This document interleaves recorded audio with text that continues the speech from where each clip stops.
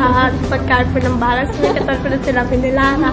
Natututip po ako kumain ng masustansya pagkain at babawasan ko na rin po yung pagkain ng junk foods.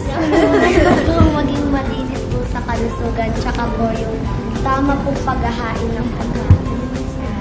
Kaya maraming natutunan. Yung pagkain, Tsaka yung dati hindi ako marunong yung sa label. Diba? Yun, label. Yung likod, hindi ko alam yung average yung taas-taas. Wala akong pakialam doon dati. Basta bumili ako, yun lang. Bibili ako. Tapos di ba yung may average na 30%, mga ganun. Ganun pala yung. Ngayon ko lang natutunan na Saka yung ganun. iba hindi tumitingin sa expiration. Yun. Basta bili lang. Ayun, yun naman ang tinitignan ko. Pero yung label ng mga nutrition niya, hindi ko siya tinitignan. At least yun, natuto. Bumili ka ng Doon sa number 1 doon mo makita kung may problema. Yung bang, ang ginagawa kasi namin, luto lang kami ng luto. Wala ba yung pang-inganyo ng bata na dapat pala pag mag-ano ako ng carrots, lagyan ko ng shape, design, mga ganon. Doon ko natutunan yun, yung nga pala, dapat pala ganon eh.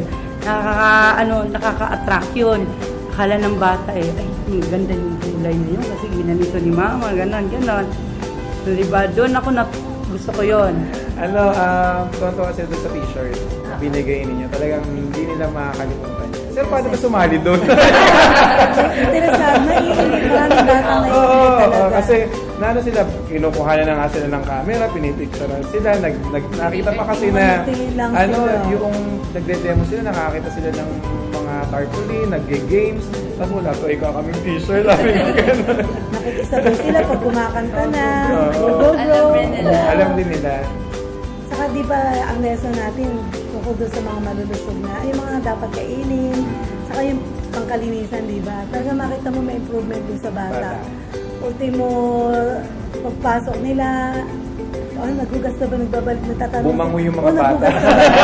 Nagugas ka ba na ako? Yun kasi yun ang difference ng public sa Makikita mo private. talaga. Kasi nagkaroon na kasi ng learning, naging aware na sila sa, ito pa rin dapat namin gawin.